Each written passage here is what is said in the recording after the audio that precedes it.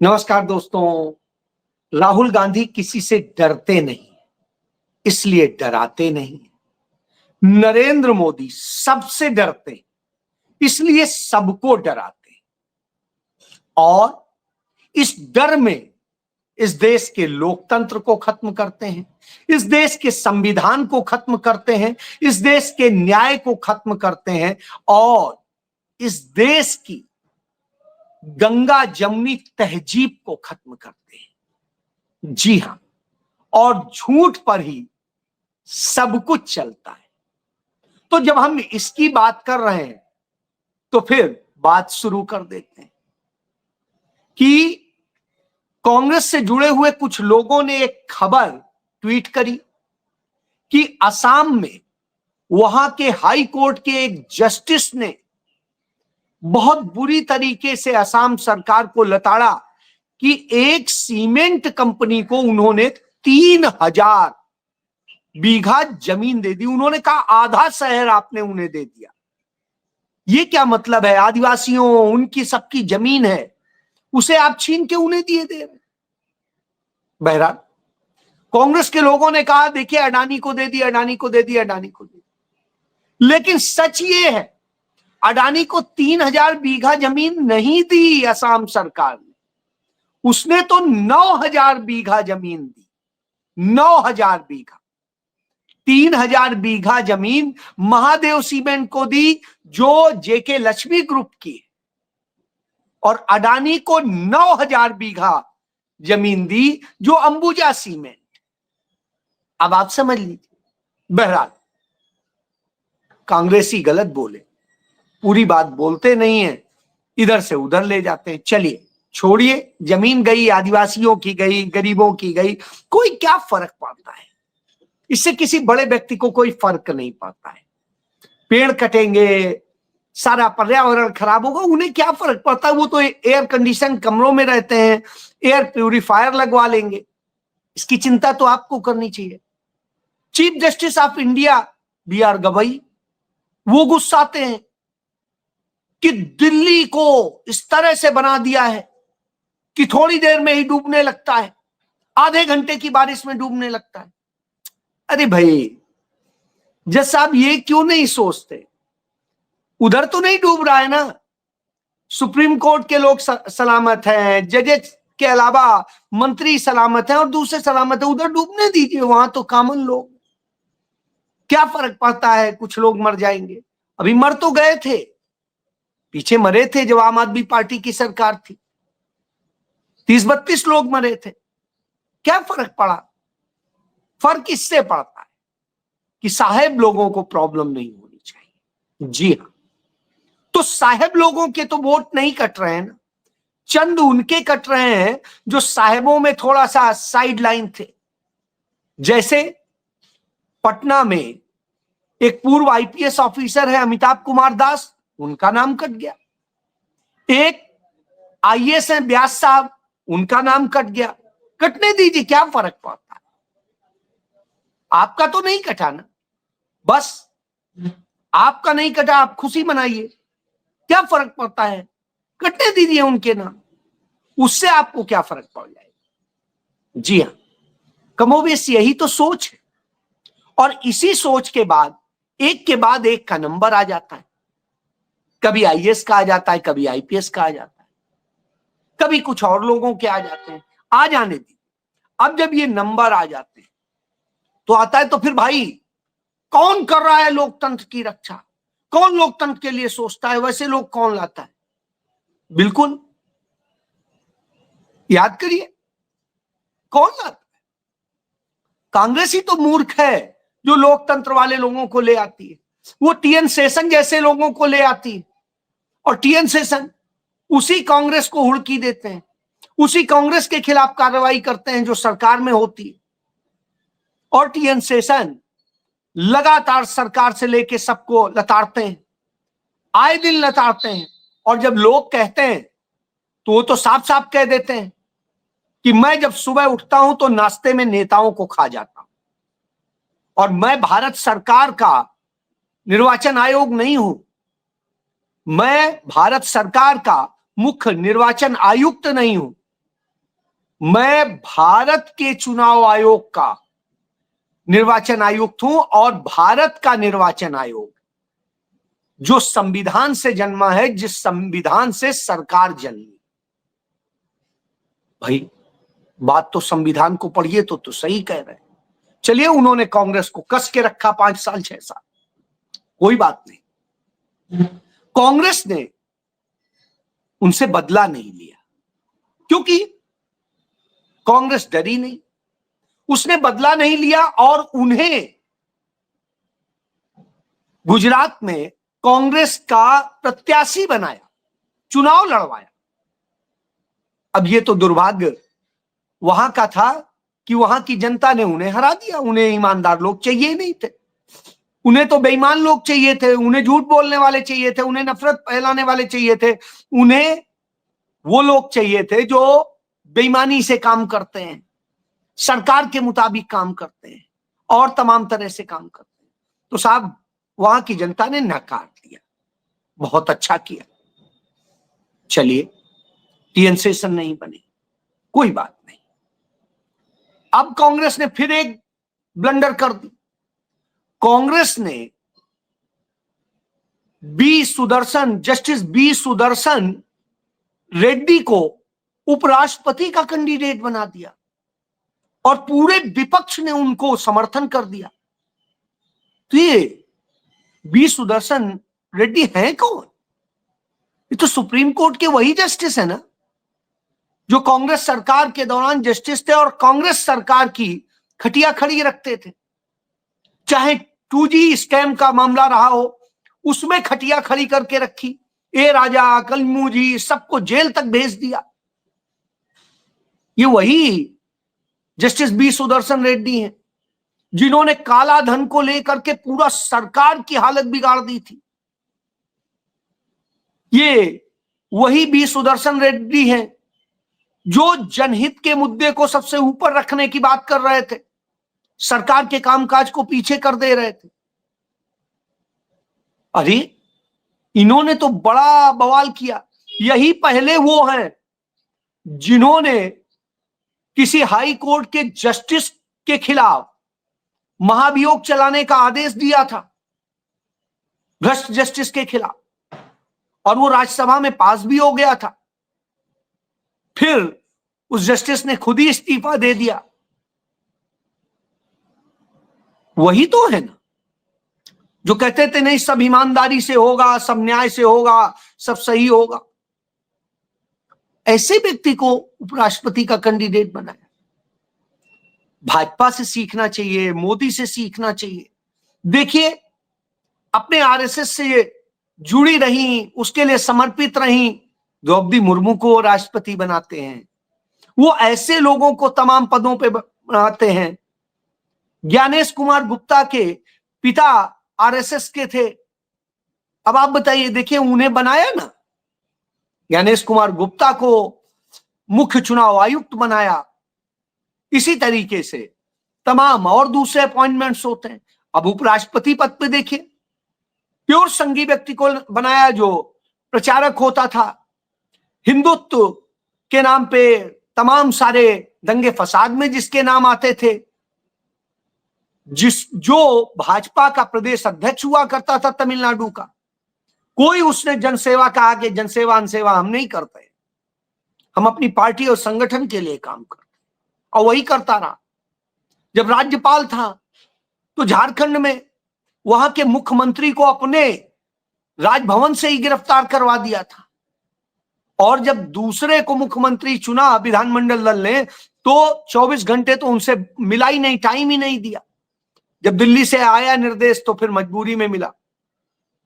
याद करिए, जहां रहा उसने पूरा एजेंडा साधा, पूरा मदद करी। ऐसे ही आप देखिए महाराष्ट्र में भी वही किया, सरकार बनवाने के लिए सारी चीजें पूरी मदद करी। इतना सब कुछ करने वाले को नहीं देंगे तो किसको बनाएंगे? ऐसे को बना देंगे जो रीढ़ दिखाएगा, जो बोलेगा नहीं ये नियम में है, ये नियम में नहीं है। नहीं नहीं भाई, ये नहीं चाहिए। देखिए उसको जैसे कैंडिडेट बनाया, उसने कितना इज्जत से ट्वीट किया, रिस्पेक्टेड, बिलव्ड, नरेंद्र मोदी जी विलाप, अमित शाह जी विलाप, जेपी नड्डा जी, और इस तरीके से तमाम योर सेवा सर्वेंट। जैसे आपको याद होगा सावरकर ने लिखा था, आपको याद है ना सावरकर ने जो लिखा था? नहीं याद है तो मैं चलिए आपको दिखाता हूं कि सावरकर ने क्या लिखा था। वो आप देखेंगे तो आपको अच्छा लगेगा। शायद मेरे पास इस समय है नहीं क्या है तो, लेकिन मैं खोज नहीं पा रहा हूं। तो चलिए कोई बात नहीं, वो जब होगा खुजेगा तो आपको दिखा देंगे कि किस तरीके से सावरकर ने यह बात कही थी, और अब वही बात हमारे उपराष्ट्रपति कह रहे हैं जो होने वाले हैं। ये देखिए, ये उपराष्ट्रपति जी जो होने वाले हैं, सीपी राधाकृष्णन, नाम तो बड़ा अच्छा है। ये देखिए, मोस्ट रिस्पेक्टेड आवर ऑनरेबल भी लिख रहे हैं, रिस्पेक्टेड भी लिख रहे हैं, इसी तरीके से our beloved most respected honorable home minister Shri Amit Shah, इसी तरीके से जेपी नड्डा, इसी तरीके से सबको पूरे को लिख डालते हैं मोस्ट रिस्पेक्टेड, जाने क्या क्या किसको लिख देते हैं क्या। मैं आप ये देखिए, सावरकर ने भी इसी तरह लिखा था। ये देखिए, your most obedient servant I beg to remain sir. अब आप देखिए ना, तो ये होना चाहिए, ऐसे लोग चाहिए। रीढ़ वाले होंगे तो डराएंगे, डरेंगे, वो अपनी लज्जा से डरते हैं और डराते हैं दूसरे को कि नहीं ये गलत है, ये सही है। तो ऐसा व्यक्ति क्या करना है? ऐसा व्यक्ति ये नहीं।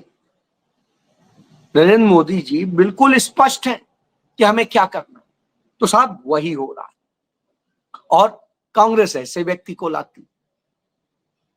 तो यह दोनों का अंतर है। बहरहाल इससे फर्क क्या पड़ा? 2014 में जो चुनाव आयोग है, भारत का चुनाव आयोग है, उसकी जो विश्वसनीयता थी विश्व मानक में, वैश्विक आंकड़ों में, वो 74% थी। यानी 74% वो बिल्कुल सही करते थे, 16% में इधर उधर। 2024 आते आते ये 54% हो गई, 54%। मोदी जी की देखिए आप कितनी प्रगति है, कितनी विश्वसनीयता नहीं चाहिए। उन्होंने कहा नहीं, इससे भी घटाइए, 50% से नीचे ही होनी चाहिए। तो 2025 में जब वैश्विक आंकड़े आए तो भारत के चुनाव आयोग की विश्वसनीयता 48% रह गई। देखिए उपलब्धि 48%, कहां 74% थी। इतना ज्यादा विश्वसनीय चुनाव आयोग लेके क्या करना है भाई? नहीं चाहिए हमें, ऐसा चाहिए। क्योंकि हमारे वोट जो हमें मिलते हैं वो 37% मिल रहे हैं, हमारे पूरे संगठन को मिला करके 40% मिल रहे हैं। तो हमें 74% वाला ले लेंगे तो हमारे ये भी नहीं रह जाएंगे, हम तो 20% में सिमट जाएंगे, 20 भी कौन न रह जाए। तो इसलिए हमें वो चाहिए नहीं 74%, 80%, 90%, 100%। हमें तो 48% वाला चाहिए, तो वही पसंद किया जा रहा। लेकिन अब उसका नतीजा क्या हो रहा है? राहुल गांधी पीछे पड़ गए। राहुल गांधी के लोग आगरा में उनके घर पे, पुश्तैनी घर पे विजयनगर पहुंच गए। सारे कार्यकर्ता वोट चोर, गद्दी छोड़ और जाने क्या कर करके वहां नारेबाजी करने लगे और प्रदर्शन करने लगे, सब कुछ करने लगे। पुलिस ने बहरहाल डंडे वंडे फटका के उन सबको भगाया, गिरफ्तार किया और सारी चीज हुई, कोई बात। इसी तरीके से सीएसडीएस सरकार के पैसे से चलता है, चुनावी और दूसरे तमाम सारे सर्वेस तैयार करता है। उसने सर्वे कर डाला और तमाम सारे उसने आंकड़े जुटाए, और उसने अपने उसमें जो उसके प्रमुख है संजय कुमार, उन्होंने ट्वीट किया कि महाराष्ट्र के चुनाव में वोटों की गड़बड़ हुई है, कहीं वोट कम पढ़े गए और कहीं जितने थे उससे ज्यादा पढ़े गए। बड़ी अजीब स्थिति है कि जब कहीं कम गिने जा रहे हैं, कहीं ज्यादा गिने जा रहे हैं जितने पढ़े हैं, और इसको लेकर के उन्होंने ट्वीट किया और आंकड़ों को दे दिया। सरकार के लिए एम्बेरस करने वाला था। अरे तुम ही बताओगे, क्या गलत है और क्या सही है। बहरहाल संजय कुमार का मोदी जी ने इलाज कर दिया। इलाज किया तो आज उन्होंने अपने ट्वीट को डिलीट करके, इतने समय बाद ट्वीट डिलीट करके माफी मांगी। का शायद मेरे को काउंटिंग करने में आंकड़ों की गलती हो गई होगी और इसलिए मैं माफी मांगता हूं। और माफी मांग के संजय कुमार बेचारे अपनी जान बचाए। क्या करें, मोदी जी छोड़ने वाले नहीं थे, ये आप देखें।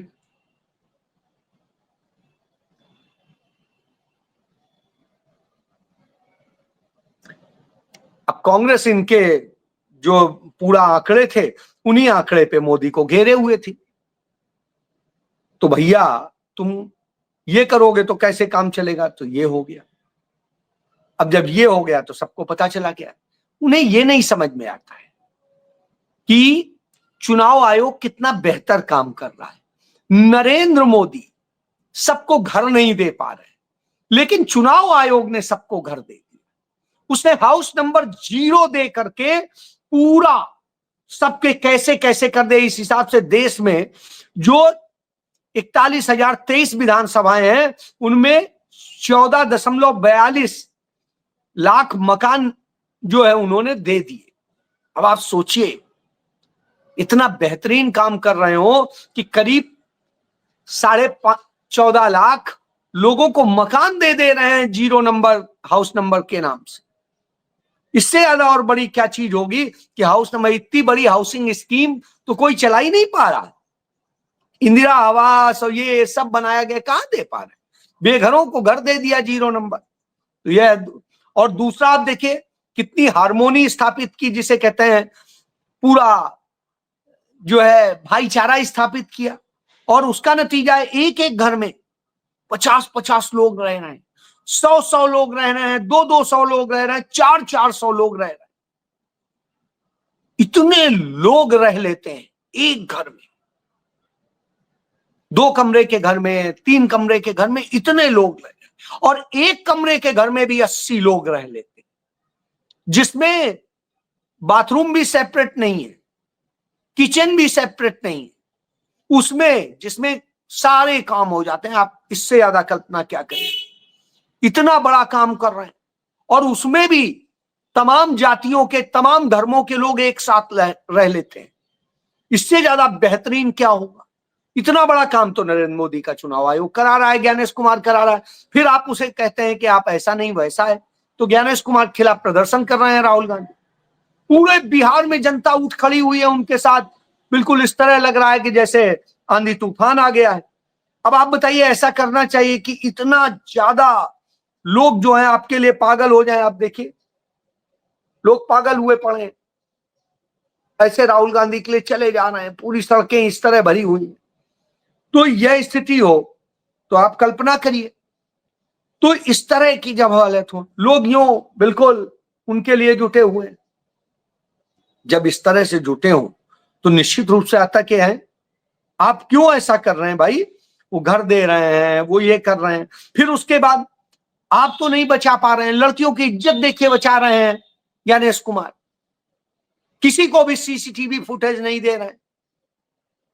लड़कियों की कहीं वो दिख ना जाए, कोई फोटो ना देख ले, कोई वो ना हो, कोई उनकी आइडेंटिटी क्लियर ना हो जाए। कितना बेहतरीन काम कर रहे हैं बचाने के लिए। इससे उनके रेप वगैरह दूसरी घटनाएं बच जाएंगी। भले ही देश में सबसे ज्यादा रेप होते हैं, दुनिया में सबसे ज्यादा रेप भारत में हो रहे हैं, कोई बात नहीं, लेकिन उससे नहीं तो ये देंगे तो और ज्यादा हो जाएंगे, डबल हो जाएंगे, 3 गुना हो जाएंगे। इसलिए यह बहुत बड़ा काम कर रहे हैं। तो आप इसके लिए उन्हें बधाई दीजिए कि जिस तरह से उन्होंने किया है। इसके बाद आप देखिए, यमराज का काम आसान कर रहे हैं। यमराज जगह जगह घर घर जा जाके सबके प्राण ले रहा है, ये कर रहा है, वो कर रहा है। अरे यार, इतनी मेहनत करने क्या, जो चुनाव आयोग आपको सीधे डेटा पकड़ा देगा, आप लीजिए और जाइए। मर गए 22 लाख, मर गए 6 लाख, मर लग गए 5 लाख, मर गए 4 लाख, जो भी हो, चुनाव आयोग आपको 2 मिनट में देगा। तो इससे भगवान का भी वो काम बेचारा आसान कर दे रहे हैं। और सबसे बड़ा, सबके सहारा बन रहे हैं कि अब आप अपना वोट कटवाने जाएंगे, जुड़वाने जाएंगे, करने जाएंगे। नहीं, आपको कुछ नहीं करना है, घर बैठिए, आपका वोट कट भी जाएगा, आपका वोट जुड़ भी जाएगा, जिसका जोड़ना है जोड़ देंगे, जिसका काटना है काट देंगे। आप परेशान मत होइए। जबरदस्ती कांग्रेस, राहुल गांधी और ये सब परेशान हो रहे हैं, और पूरे बिहार में बिल्कुल वो किए हुए। इसीलिए तो शायद प्रशांत किशोर ने कहा कि राहुल गांधी पूरे बिहार में घूम रहे हैं, सब कुछ कह रहे हैं, कर रहे हैं, उन्हें बिहार के 40 जिलों के नाम नहीं पता होंगे। हमने भी कहा बिल्कुल नहीं पता होंगे, पता हो ही नहीं सकते राहुल गांधी को प्रशांत किशोर जो कह रहे हैं 40 जिलों के नाम, क्योंकि बिहार में तो सिर्फ 38 जिले हैं, और उन 38 जिले हैं, 9 मंडल हैं, और इसके अलावा 4576 गांव हैं। तो साहब, जब 38 जिले हैं, राहुल गांधी कैसे 40 पता हो सकते? अब प्रशांत किशोर अपना स्वाभाविक सी बात है, बहुत ज्ञानी व्यक्ति हैं, मोदी के 2014 में पूरा चुनाव मैनेजमेंट के प्रभारी थे, इंचार्ज थे, और उसके बाद जिस जिसके चुनाव प्रभारी बने वही मोदी के चौखट पे आ गया। तो अब आप सोचिए, अब वो बिहार में वो भी चुनाव लड़ रहे हैं, राहुल गांधी के सारे वोट काटेंगे, तेजस्वी यादव के काटेंगे, सारे इंडिया गठबंधन को साफ कर देंगे। तो ये है, क्योंकि ये लोगों के बताइए घर जीरो, घर नहीं मिलने दे रहे, नहीं मिलने दे रहे, है ना चिंता की बात। इसीलिए शायद प्रियंका ने कहा कि राहुल गांधी किसी से नहीं डरते हैं, राहुल गांधी अपने आप काम करते हैं और वो सब सह लेंगे, वो सब कर लेंगे, चाहे जितने हमले कर। नरेंद्र मोदी ना, देखिएगा मत, 40 किलोमीटर दूर किसान प्रदर्शन कर रहे थे, नरेंद्र मोदी ने कहा अपने मुख्यमंत्री से कहना मैं बच के आ गया, फिरोजपुर का याद होगा, वो कोई रिस्क नहीं लेते। यही तो है, पहलगाम में देखिए घटना हुई, उसके पहले उन्हें जाना था, उनका नो, मैं नहीं जाऊंगा, नहीं गए, जो लोग गए मर गए, सबको पता है, मोदी जी को पता था। यह जान लीजिए, इस तरह से सारा खेल है। तो अब समझ गए होंगे आप मैं क्या कहना चाहता हूं। जय